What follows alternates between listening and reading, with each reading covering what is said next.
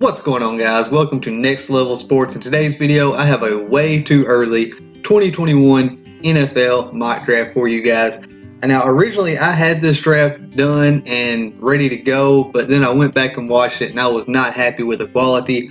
So I decided to redo it, and this is crunch time because I really want to get this out tonight. So this is day of, so I'm going to have to edit this and render this and then get it uploaded to YouTube all before church time tonight, which is on a Wednesday. I just wanted to say that I did not pick the order of this draft. I got the draft order offline. I did this mock draft online, and normally I would record my computer screen, but for some reason that comes out blurry and you can't really tell. So I'm just going to do this the hard way and actually edit this and put the time in and actually try to make it look good and try to produce good quality content for you guys today.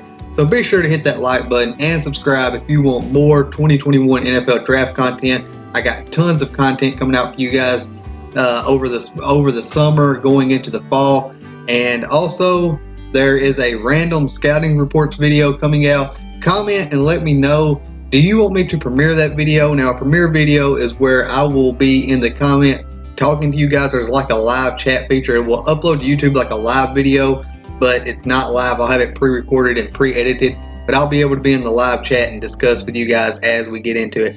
So let's go ahead and jump into this mock draft. With the first overall pick, the Jacksonville Jaguars select Trevor Lawrence, quarterback out of Clemson. Now, if the Jaguars are picking number 1 overall, first off, Doug Marrone is out and Gunnar Minshew did not get the job done. So we are starting completely over with a blank slate. And why not get this generational quarterback? People have been watching this guy ever since he was a freshman. He come in and took that job from Kelly Bryant, who was an undefeated quarterback at the time.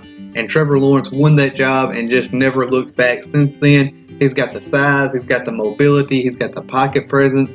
He's just a complete quarterback and one of the best prospects to come out in a very long time. I would put him right there with Joe Burrow and Andrew Luck as the best quarterbacks that I've ever watched coming out of college going to the NFL. At number 2 overall, we have Penei Sewell, offensive tackle out of Oregon, going to the Cincinnati Bengals. Great tackle prospect. He's got the length, he's got the size, he's got the athleticism. He plays with good technique. We went and got our franchise quarterback last year, or this year, I guess you could say, in Joe Burrow. So now we need to get somebody to protect him. He's got some decent weapons in A.J. Green, Alden Tate, T. Higgins, who they took in the top of the second round of the 2020 NFL draft. So now our priority is getting the protection for Joe Burrow. At number 3 overall, we have the Washington Redskins taking quarterback Trey Lance out of North Dakota State. This might surprise some of you guys, even in my top 50 big board, which I'm redoing, by the way, because I was not satisfied or happy with that video. So be on the lookout for that coming here in the next couple of weeks. I got a bunch of other videos on the burner right now that I really want to get out before I redo that one, but keep a lookout for that one. But Trey Lance, I decided to put him over Justin Fields just because when I look at it, Trey Lance plays in a pro system already. And yes, the level of competition is not the same as what Justin Fields plays against these bigger schools, but Trey Lance, he has it all. He plays in a pro system already. He can take snaps under center. He can take snaps in the shotgun. He throws with pinpoint accuracy. He's got the mobility. And I feel like Ron Rivera, if Dwayne Haskins is not working out and they're picking at number 3 overall, Ron Rivera is going to want his own guy to be there in Washington. At number 4, Justin Fields does go off the clock at number 4 to the Carolina Panthers. Teddy Bridgewater is like a stopgap quarterback. Right now, I feel like Justin Fields, he needs to sit on the bench for at least a year or two and develop for the NFL because he doesn't play in a pro system. He's going to have to get used to playing that. What he plays there at Ohio State is it's all about rhythm. It's bump, bump, bump, throw. Bump, bump, bump, throw. You know, he knows exactly where he's going with the football before he ever even throws the football. And that's because that's just the way their system works out there at Ohio State. Is it bad? No, because they win a lot of games, but that's just not how things are done in the NFL. He's going to have to clean up his accuracy a little bit, but he does have a big arm and he is mobile. He can improvise in the pocket. So for that reason, I have him going number 4 overall to the Carolina Panthers. At number 5 overall, the Miami Dolphins come on the clock. We got a lot of good pieces on the offense during the 2020 NFL draft. We got us a quarterback. We got us some offensive linemen. So this time we are going to take a defensive guy. We're going to take Micah Parsons, inside linebacker from Penn State.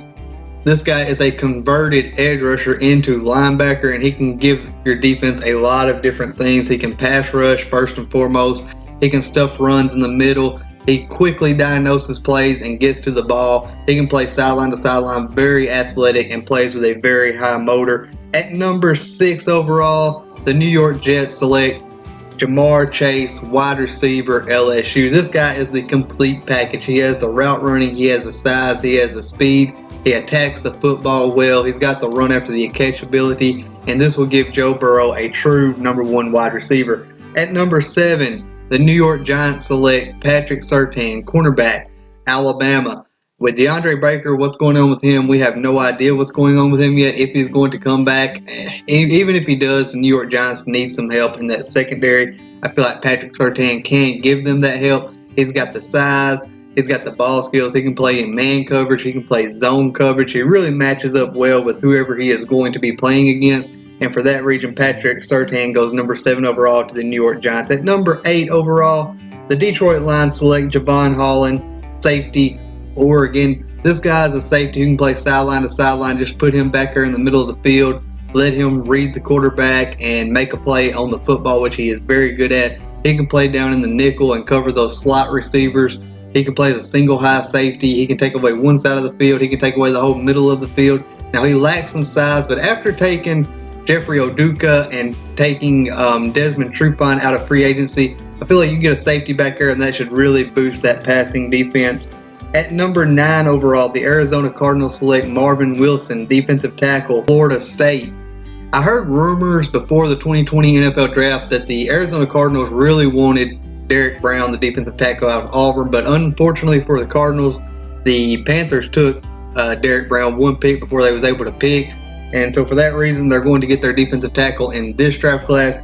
Marvin Wilson is a defensive tackle who's got some pass rush ability. He plays with a very high motor. He finds the football well. He attacks the football well. And what the Cardinals are wanting to do in their defense, I don't know if it was one of their coaches or their general manager, somebody was talking about the idea for their defense is they want to add pieces to clear Chandler Jones up and give Chandler Jones an opportunity to make more plays. And what better way to do that than adding a defensive tackle that teams are going to have to account for every down, because Marvin Wilson is a 3-down defensive tackle.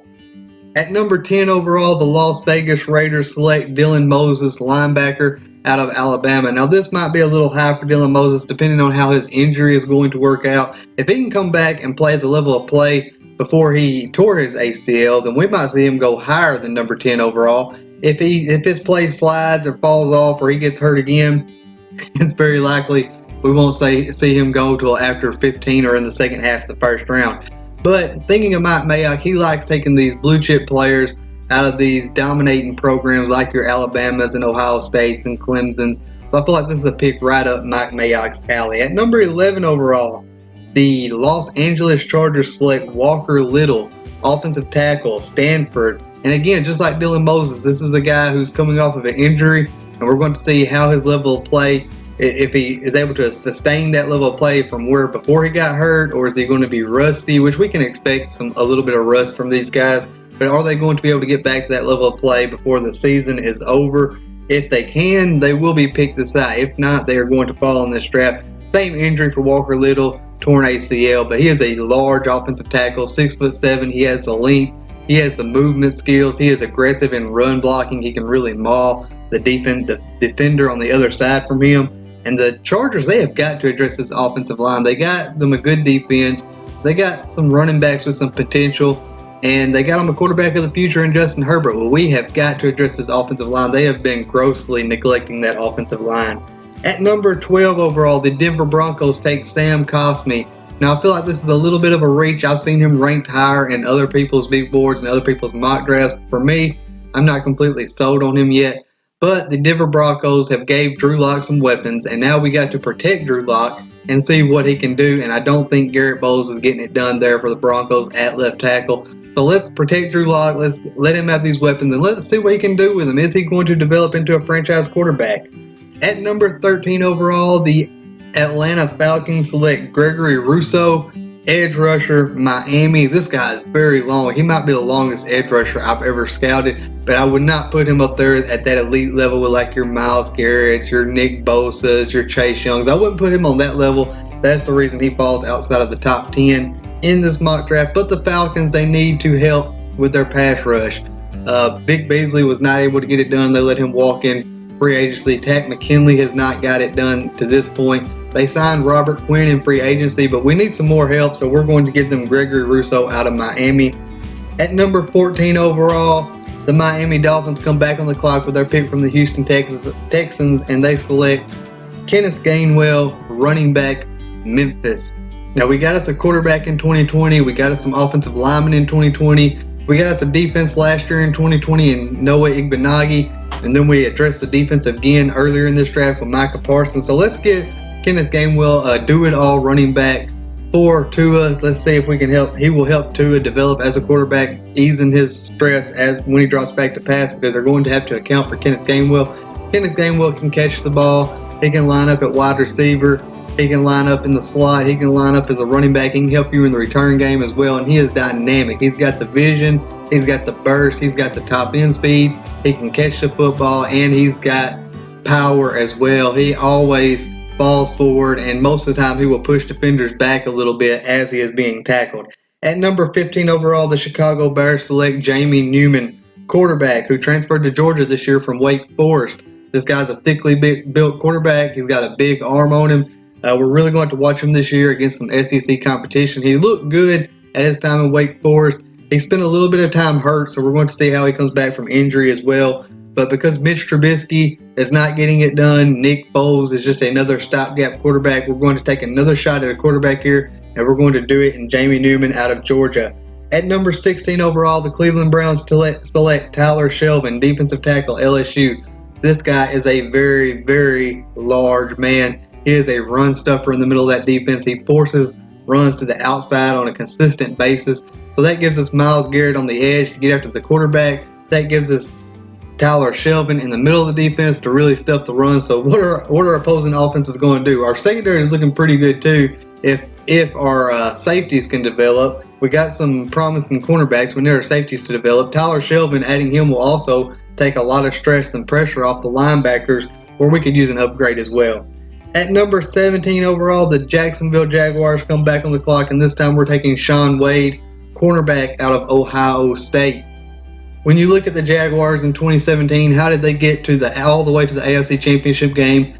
It was playing good defense. We had two great cornerbacks on each side. We had a monstrous front seven, so we're going to look to improve that and maybe use our defense to get us back into contention now that Doug Marrone is gone and we got us a franchise quarterback. Let's get us a defense so we can play in those nasty football games. We have Josh Allen and K'Lavon Chasen playing on the edge. We're going to get to see what Taven Bryan can do starting on that defensive line this year. We still got Miles Jack in the middle of that defense. We got C.J. Henderson on one side. Now we're going to get Shaun Wade on the other side, and we're going to play some zone coverage. That's what he excels in. We're going to play a little bit of zone coverage with him. He can play man too, but he does better in zone coverage, reading the quarterback. So we're going to try to play good defense and win games playing nasty football games while Trevor Lawrence adjusts and develops to the NFL. At number 18, Trey Smith goes to the Minnesota Vikings. We need a little bit of an upgrade in the offensive line. I like what the Vikings did in the 2020 draft. They got them an offensive tackle in Ezra Cleveland. They got them a wide receiver in Justin Jefferson. They got them a cornerback in Jeff Gladney and Cameron Dantzler, who was really a sleeper in that pick. I like the linebacker they got in Troy Dye. I was really high on him. I think he was my third overall linebacker in that draft class. No, he was about my fourth or fifth. I wasn't thinking about the guy who went to the Seahawks. I can't even think of his name off the top of my head. And I also like James Lynch. I can't believe how far he fell in the draft for defensive tackle. So we're going to get Trey Smith, my best overall interior offensive lineman in this draft class, who can actually play a little bit of tackle if you needed him to. At number 19 overall, the Indianapolis Colts select Hassam Nazarene, safety, Florida State. Now I'm hearing rumors that the Colts are not happy with Malik Hooker. He is not the type of safety that they want in their defense. You think of Malik Hooker, he kind of reminds you of Javon Holland, who can play sideline to sideline, read the quarterback's eyes, sit back and just be, just all over the field. That's not the type of safety they're looking for. They're looking for somebody like Hassan Nazarene, somebody who's a hard-hitting safety, can come down, play in the box, cover tight ends, cover your running backs. You're not going to ask him to cover wide receivers on a consistent basis. You're going to ask him to come down, play in the box, blitz the quarterback a little bit, give you some run support. You're not going to ask him to cover the wide receivers and those speedy guys. You're really looking for a thumper in that defensive secondary. At number 20 overall, the Tampa Bay Buccaneers select Joe Tryon, edge rusher, University of Washington. This guy's a powerful edge rusher. He doesn't necessarily have that build you're looking for in an edge rusher, but he plays the power. He plays the run really good. He's got a really good bull rush, and he uses his eyes well also. At number 21 overall, the Tennessee Titans, my team, selects Rashad Bateman, wide receiver, Minnesota. It looks like Corey Davis is going to be out after the 2020 season of the NFL. Corey Davis is going to hit free agency, and they're just going to let him go. So we're going to need a wide receiver to play across from A.J. Brown, and Rashad Bateman really complements A.J. Brown well, whereas A.J. Brown's more of that guys, I'm going to catch the football and I'm going to power my way through you and score a touchdown. Rashad Bateman is that guy who's just going to run right by you and score the touchdown. So Rashad Bateman's going to take the top off the defense, which is really going to open up the middle of the field for A.J. Brown to do even more. Now, if there's a quarterback still available at this point in the draft that I felt comfortable taking, I wouldn't mind the Titans taking a quarterback at this point in the draft to sit and develop behind Ryan Tannehill, just like the Packers did. I did not hate the Jordan Love pick that the Packers made in the 2020 draft. It's the rest of the picks that I'm kind of like, hey, what are you guys doing? But I would not mind the Titans taking a quarterback here if there was one available. But since they're not, we're going to take a wide receiver to complement A.J. Brown and really try to boost this offense, especially when Henry comes back. That speed of Rashad Bateman is really also going to open up the run for Derrick Henry as well. That could be the missing elements of the Titans' offenses, somebody to really take the top off the defense on a consistent basis. At number 22 overall, the Buffalo Bills come on the clock. There's not a lot of need for the Bills, but I do know one need they need, and that is interior offensive line help. I know they have Quentin Spain starting on their offensive line, and as a Titans fan, I know Quentin Spain all too well. If he is starting on your offensive line, that's not good. I mean, I like Quentin Spain, don't get me wrong. I liked him when he was here. I like him now that he's gone, but I do not see him as a full-time starter. I see him more of as a stopgap offensive guard. You talk about stopgap quarterbacks. I feel like he's a stopgap offensive guard. I feel like he's a guy who would be a great depth piece who could come in and who could come in and help you win a couple of games, and the level of play from your starter not fall off too bad when he comes in. So for that reason, I'm giving them Creed Humphrey, the center out of Oklahoma. Now, Creed Humphrey is strictly a center. I wouldn't put him at guard or anything. I would just let him play center. Whoever the Bills have playing at center, I would just let them slide over to one of those guard positions, and that will really help that offense because you got a good quarterback. Josh Allen looks like he is really improved from year one to year two. You got some young running backs. You got some wide receivers now. So let's help these guys. Let's give them some protection. Help that run game, which is going to help the pass game. And you already have a great defense, one of the best, if not the best, in the NFL. At number 23 overall, the Philadelphia Eagles select Justin Ross, wide receiver, Clemson. Now, Justin Ross is not my highest ranked wide receiver on the board at this point, but I feel like he will complement Jalen Reagor well, as you got Jalen Reagor as that speedy guy who's going to take the top off the defense. Justin Ross will be your future guy who is tall and big and is able to win in the red zone. So you need a bigger wide receiver, and Justin Ross can fill that role for you, as well as Jalen Reagor on the other side playing with speed and really opening that middle just like Rashad Bateman would open up the middle of the field for A.J. Brown. Jalen Reagor would open up the middle of the field for Justin Ross. At 24 overall, the Seattle Seahawks select Paulson Adebo, cornerback, Stanford. And again, this is not my top-rated cornerback in the class, but this is a great scheme fit, and for that reason is why this pick was made. Paulson Adebo really plays well in that zone coverage defense that they play there at Stanford. Seahawks play a similar defense, like a zone blitz scheme. And Paulson Adebo has really good ball skills as well. He really excels in deflecting the passes. He led all of college football, I believe it was either last year or the year before, in deflected passes with 15, which is a crazy amount for college football. So he plays the ball well. He fits the scheme really good, and he fits a need for the Seattle Seahawks as well. So they get a good deal at 24 overall. At 25 overall, another cornerback comes off the board, Israel Mukamua. Mukama goes to the Pittsburgh Steelers.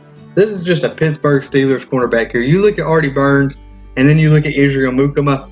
Now, I'm not saying Israel Mukama is going to be a bust like Artie Burns was. I'm definitely not saying that. I like Israel Mukama, but he's just got that body type that the Pittsburgh Steelers like. He's big, he's long, he plays very physical, and that is right up the Steelers' alley. So for that reason, at 25 overall, Israel Mukama goes to the Pittsburgh Steelers. At 26 overall, Jaylan Waddle to the New England Patriots. Can't believe he fell this far, but he is a speedy wide receiver who's got good route running ability and can also play as your kick returner, your punt returner. And I feel like Julian Edelman, having Julian Edelman there with Jaylen Waddle, that would really help Jaylen Waddle's development because they have that same type of body type, that same type of skill set. So really, that would be a great situation for Jaylen Waddle to really pick Julian Edelman's mind.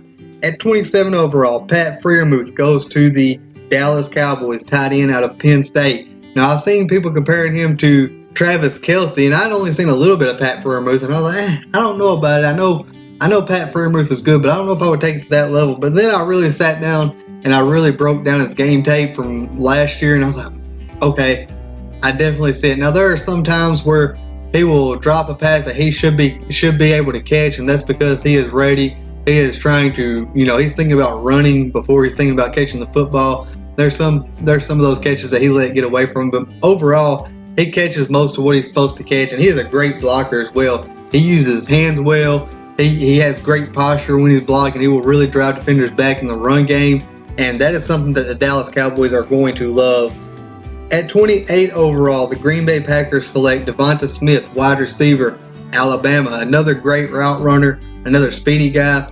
I compared this guy. I'm not going to tell you that because that video has not come out yet. I was about to tell you, I was about to spoil that for you, but I'm not going to. I would say Devonta Freeman is a better slot receiver than he is playing on the outside. Although he can play on the outside, I would prefer if he was in a role to where he mostly got to play in the slot.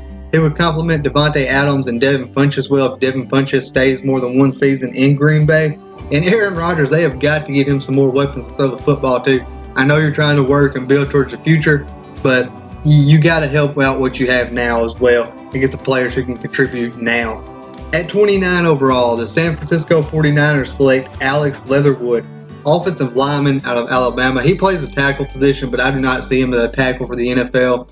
I see him as a guard. As a guard, he will be a great guard in the NFL, but not tackle because he lacks the length to play the tackle position, and he really lacks the agility to play the tackle position in the NFL, and that's just a really bad combination there. So we're going to draft him for the 49ers, and we're going to play him at guard. And if we absolutely have to have him, then we can slide him out to tackle because he's got the experience playing tackle. If we have to put him out there, we can. At number 30 overall, the Baltimore Ravens select Jaylan Twyman, defensive tackle, Pittsburgh, to the Baltimore Ravens. This is an absolutely athletic defensive tackle. He just explodes off the line of scrimmage. He uses his hands well. He diagnoses plays well. He's got a lot of pass rush tools to really get at the quarterback in the interior of the defense. And I think that's something the Ravens could use. They need some youth along that defensive line. They got some good players now in Calais Campbell, but he is getting older and older. And Jaylan Twyman kind of has that same skill set. I would compare him to Calais Campbell. I compared him to another guy in the comparisons video. So be sure to come back for that and hit that subscribe button if you want to see it. That's going to come out later this week. At number 31 overall, the New Orleans Saints select Rondale Moore, wide receiver, Purdue. And if you want to talk about back-to-back explosive players, here they are. Rondale Moore is absolutely explosive. He is the offense there at Purdue. He's a little bit undersized, but I would say he's a good slot receiver, very explosive. He could be used as a gadget player, and I feel like he will complement Michael Thomas well. At number 32 overall, the final pick in this 2021 NFL mock draft, the Kansas City Chiefs. I just seen the red color there. The Kansas City Chiefs select Wyatt Davis, interior offensive lineman or guard from Ohio State. I really like Wyatt Davis. He moves well. He uses his hands well. You can use him to pull. And if there is a weakness on that Kansas City Chiefs offense, it is that interior offensive line position. And adding Wyatt Davis would go a long ways in solving that. So like I said before, guys, be sure to leave a like and hit the subscribe button for more content. I have a lot of stuff on the back burner coming out for you guys over the next couple of weeks. and we're going to continue this all throughout the summer and the fall into the next draft season. Be sure to leave a comment and let me know if you want me to premiere that random scouting report video that I got coming out. Be sure to let me know, because if you don't, I'm probably just going to add it to the channel and not premiere it. I hope you guys have a great day. God bless, and I will catch you on the next level.